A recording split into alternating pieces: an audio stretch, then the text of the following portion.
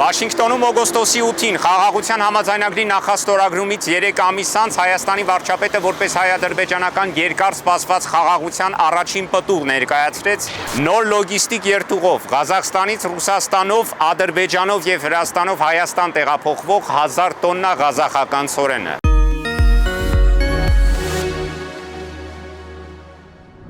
Տեսեք, թե ինչ է տեղի ունենում այս օրերին։ Այս օրերին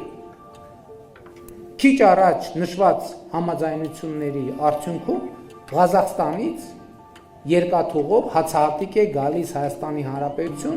Ադրբեջանի տարածքով։ Ադրբեջանը վերացնում է իր տարածքով դեպի Հայաստան տարանցման բոլոր սահմանափակումները եւ ես բարձր եմ գնահատում Ադրբեջանի նախագահի այդ հայտարարությունը։ Նոյեմբերի 6-ին 15 վագոն ցորենով բեռնված գնացքը ժամանեց, բայց իհեճուկս իշխանությունների պարզվեց, ցորենը ռուսական է։ Իրավիճակը անսպասելի եւ դինամիկ զարգացումներ են ունենում, ամեն օր բան է փոխվում, որտեղ ի սկզբանե նախատեսված էր, որ Ղազախստանից պետք է գա առաջին գնացքը, ընկալումն այն էր, բայց դրանից հետո պարզվեց, որ Ադրբեջանը նման հնարավորություն տալիս է նաև Ռուսաստանից եկող գնացքներին։ Միայն 2 օր անց նոյեմբերի 8-ին Հայաստան ժամանեց նաև ղազախական ցորենով բեռնված գնացքը։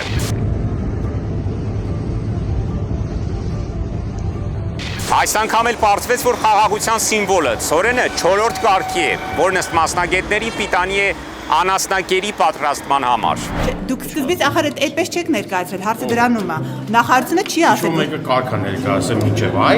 լուր որտեղ է գրած։ Իհարկե չի ներկայացված։ Ասել են ցորեն է գալի։ Բայց չեն ասել, որ անասնագերա։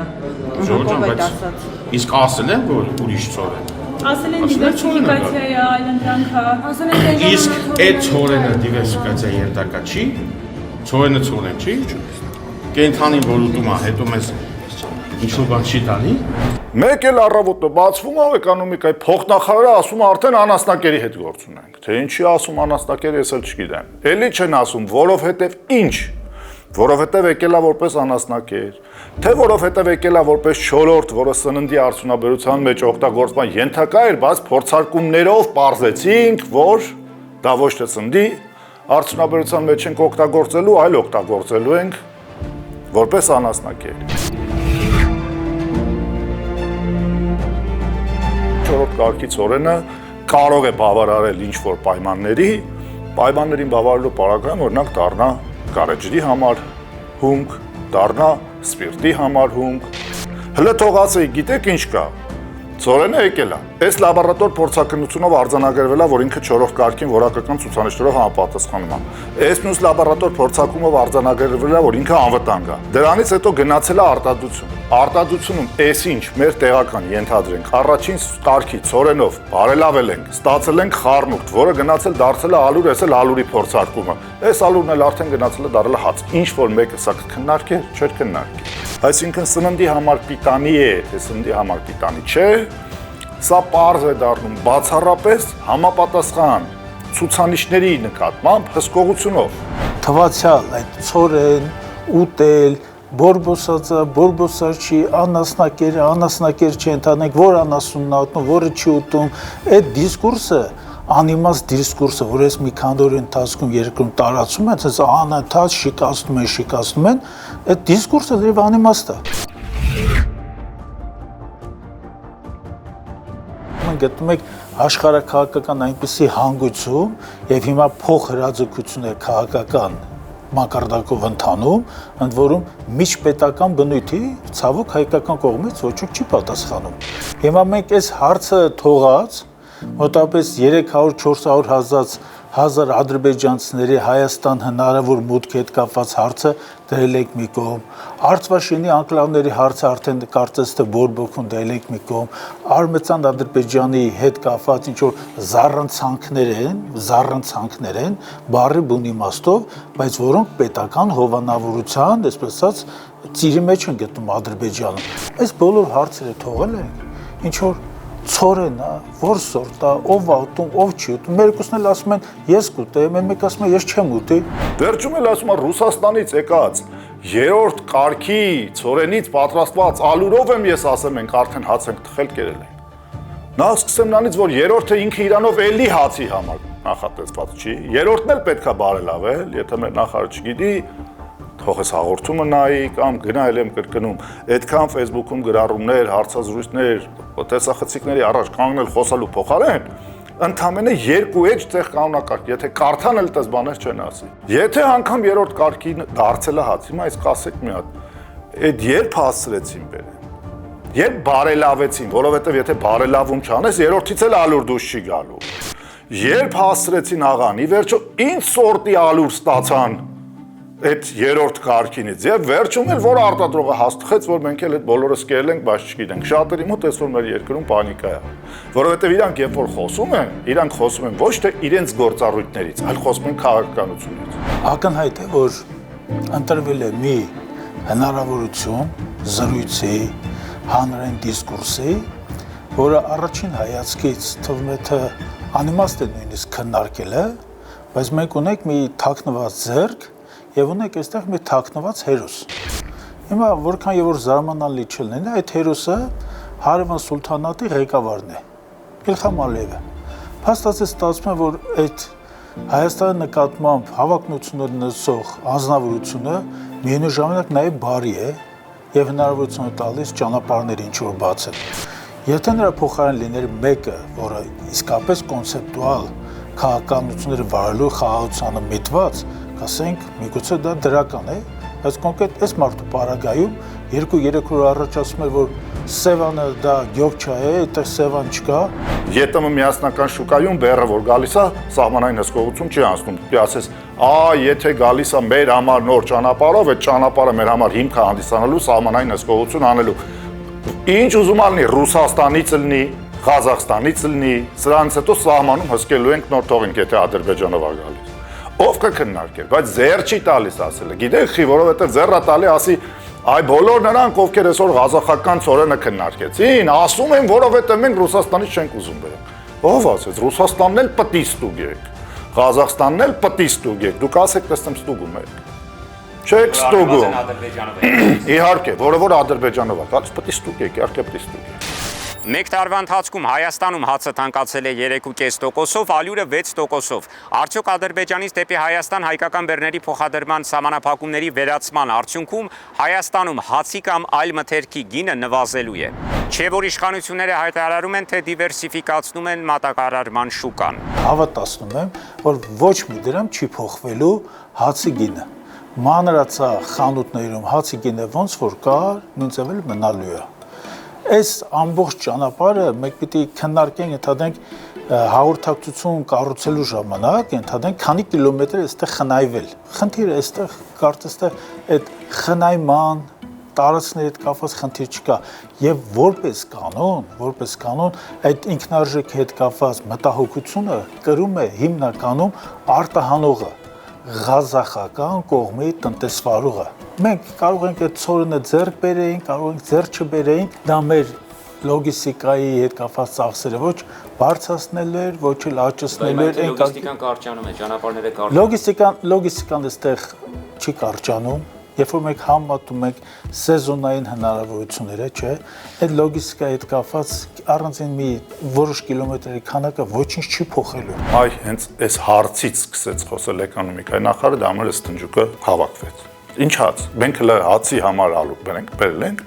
դա մենք պայմանագրով հացի համար նախատեսած ծորենի պայմանագիր ունենք Ղազախստանի հետ։ Այդ ումն է, պետության պայմանագիրն է, մասնավորի պայմանագիրն է, ում պայմանագիրն է, հələ մատ բերեք տեսնենք էլ։ Միջպետական, որ իրանք պատրաստ են մեր պետությանը, տան հասկացանք։ Բայց որից ինչ ենք բերելու։ Այլ մթերքներ չի լինելու, որովհետև հիմնականում այդ ճանապարհը, որ նրանք փորձում են այսպես օգտագործման մեջ տնել, դա հացահատիկի, այսպես ճանապարհ է։ Ղազախստանը ձետ չունի, ձետ չի արտադրում։ Մոռացեք դա։ Պարենային այն Զամբյուղի մնացած ապրանքներից Ղազախստանն ուրիշ չունի։ Մանավանդ Ակտաուի շրջանը դեպի գալիս հիմնական այդ հացահատիկային հոսքերը, չէ։ Ակտաում ղազախական մնացած գյուղատնտեսական բաղադրիչներից բավականին հեռու է։ Կարող են հենց անենք մյուս տարի Հայաստանը ոչ մեկ չուզենա ծորեն աճացնի։ Մնանք հույսներս դնենք մենակ ուրեմն ադրբեջանական ճանապարհով կամ այլ ճանապարհով Հայաստան ներմուծված ծորենի վրա, որովհետև ենթադրենք պիտարել դրսում բերքի ավելցուկ կա, իրանց մոտ է շուկայում գինն ընցանգ է, որ մեր երկրում արդեն հալուր աղացողները չեն ուզում տեղական առնել։ Ինչ են կանելու։ Դա մեծ համակարգային խնդիր է, երբ որ շատ կարևոր պարենային անվտանգության բաղադրիչը բերում ես կենացի մակարդակի հասցնում ես վերջում էլ մի օր ասում ես առաջի հացուտողը ես եմ, հաջորդ օրն ասում ես սրա հետ չէ, նրա հետ էի, վերջում էլ ասում ես մոռացեք, ստե ոչ մի ծնդի աշկա սա բան, խաղաղության դեմ ուղղված բան է։ Այս խելքով պետությունը կառավարել։ Երկաթուղին միշտ համարվում է ավելի էժան, բայց երբ որ դրանով տարվում են տասնյակ հազարավոր տոննաներ, կոնկրետ 1000 տոննայի հետ կապված այս փոխանցումը, սա փոխանցում եմ դիտարկում, սա ոչինչ չի տալու։ Գները ինքներդ կհամոզվեք եւ քաղաքացիները կհամոզվեն, կարող են այսօր մտնել ընդհանրենք մանրածախ առևտրի խանութները, հացամթերքի, ֆիքսեն գինը, ես հավատացում եմ 10 օր հետո, 15 օր հետո, 20 օր հետո, 1 ամիս հետո ոչինչ չի փոխվել։ Ղազախստանը հայտարարում է, թե պատրաստ է Հայաստան մատակարարել ամսական 15-ից 20 հազար տոննա պարենային հացահատիկ։ Մինչ շատերն անհանգստանում են, թե Հայաստան փոխադրվելուց առաջ Բաքվում ղազախական ցորենին ինչ տոքսիկ նյութեր կարող է խառնել մեր հարևանը, պարզվում է այլ խնդիր էլ կա։ Աշտանային անձրևների հետևանքով այս տարի ղազախական ցորենի պաշարի շուրջ 40%-ը ցածրակարգ է։ Ղազախստանում մենք գիտենք այս տարի ցորենի հետ կապված ինչ խնդիր կա, իրանց ապրանքի մի մասը անգամ 5-րդ կարգի ցորեն չի դասվել, այսինքն իրանք ունեն նաև շատ ցածրորակ ապրանք, որը որպես անասնակեր անգամ միշտ չի որ պիտանի է, հա, չի 5-րդ կարգից։ 5-րդ կարգի ցորենը, որ երաշխավորված անասնակեր է։ 4-րդ կարգինը կախված խտությունից, կախված աղտոտվածության մակարդակից կամ անասնակերը կամ վերամշակման ենթակա է։ Բայց այս պահին մենք Ղազախստանի տնտեսությունը չենք քննարկելու, մենք քննարկելու ենք ինչ Ղազախստանում այսօր լավ ցորեն կա։ Արժի լավ ցորենը բերենք, արժի։ Արժի մենակ իրանց վստահելով այդ անունը դնելով որ լավն է բերենք, չարժի։ Ընդ որում չարժի վստահել ոչ մեկին, ղազախական կլինի, կանադական կլինի, բելգիական կլինի, թե ռուսական կլինի։ Ստուգ ենք, համոզվենք, լավն է, թողենք, լավը չի, չթողենք, ինչ խնդիր կա։ Քաղաքական օրակարգ, արդյոք արժի, որ ընդեղով գա եւ այլն, այդ քաղաքագետները թող մեկ տվան, իմաստական կարծիքը մասնագիտական տիրույթություն չի։ Մասնագիտական տիրույթում ասում եմ հետեւյալը։ Քաղաքական խաղաղություն ասվածը գոյություն չունի, ինչու որովհետև խաղաղությունը երկու հոգու որոշելու բան չի, խաղաղությունը հասարակությունների որոշելու բանն է։ Ոչ հայ հասարակությունն է իրանց հետ խաղաղ, ոչ էլ իրանք են մեր հետ խաղաղ։ Որպես քաղաքացի իմ դիրքորոշումը սա է, հետևաբար Ադրբեջանից եկած ապրանքը, Ադրբեջանով եկող ապրանքը շատ ավելի խոր ուսումնասիրության պետք է ենթարկվի, քան այլ երկրից եկող ապրանք։ Արդեն երկար տարիներ է, ինչ հայկական խանութներում տեղական արտադրության ցորենով պատրաստված հացամթերք գտնելը դժվար է։ Հայաստանը դեռ 2 տարի առաջ, մինչև Արցախի հայաթափումը 50,000 տոննա հացահատիկ էր ստանում Լեռնային Ղարաբաղից, մինչև Ադրբեջանը փակեց կյանքի ճանապարհը ու հայաթափեց Արցախը։ Իսկ ինչ տեղի կունենա, եթե մի օր էլ Ադրբեջանը որոշի փակել Հայաստանի բեռների ճանապարհը։ Ես ես անկեղծ ասեմ, կարող են 10 օրով բացել ճանապարհը։ 11-րդ օրը ոչ ոք ապահովագրված չէ, որ ճանապարհը չի փակվելու։ Ես նույնիսկ կարող եմ ասել, պատճառներից մեկին չպետք է լինի։ Ենթադրենք մոգոնելու մի հատ նոր հիմարություն, ենթադրենք պիտի ասեն Երևանի, ենթադրենք Ղազիաթը վերականգնել։ Ենթադրենք իսլամը կա մի հատ ուլեն, այս շաքար, ուլու շաքարը, ես ինչա։ Ենթադրենք դա մեկին պիտի նշանակի, ենթադրենք ասի Երևանի Ղազիաթը վերականգնվում են, հոգևոր կենտրոնը վերականգնվելու է չեղած բանը։ Ու ընդհանրապես ինչ որ մեկին էլ տալու են, ասում այս մարդը գալու է այստեղ վերական։ Բնականաբար մենք ասենք ոնց եկել է, այնցել հետդար գնա, չէ։ Այդ ծիծաղելի նույնիսկ պատճառը բանությունով փակելու են։ Այև որ հանրային տրանսպորտի խնդիրը դառնում է քաղաքական թեմա, ցորենի խնդիրը դառնում է քաղաքական թեմա, ամենասովորական թթվասերի կամ հացի անվտանգության հարցը դառնում է քաղաքական թեմա, անվտանգությունը մղվում է քաղաքական օրակարգից, իրական սոցիալական օրակարգից դուրս։ Եվ մեր այս թնջուկներ մեր հասարակությունը որ հասկանա թե ինչի էր, որովհետև առօրյա, հանապազօրյա հացի անվտանգության խնդիրը սարքել են քաղաքական օրակարգ, անվտանգությունը մղելով երկրորդ պլան։ Մեր հանրային դիսկուրսը ոչ թե իրավունքի, ոչ թե սննդամթերքի անվտանգության, ոչ թե պարենային անվտանգության հիմնախնդիրների շուրջ է։ Մեր հանրային դիսկուրսը քաղաքականորական սպասարկելու շուրջ է եւ ի վերջո օրվա վերջում էկոնոմիկայի նախարարը ոչ թե քննարկում է այն ամբողջ թնջուկի մեղավորներին դեմս իրեն եւ իր մեղավորությունը հասարակությունից ներողություն է խնդրում իր ասածների, իր տեղակալի ասածների համար, այլ ասում է սա այդ խաղաղության դեմ ուղված Հայաստանը պետք է նման բարի հոգաբար թշնամիների կողմից տված ծառայություններով այսպես չթուլանա։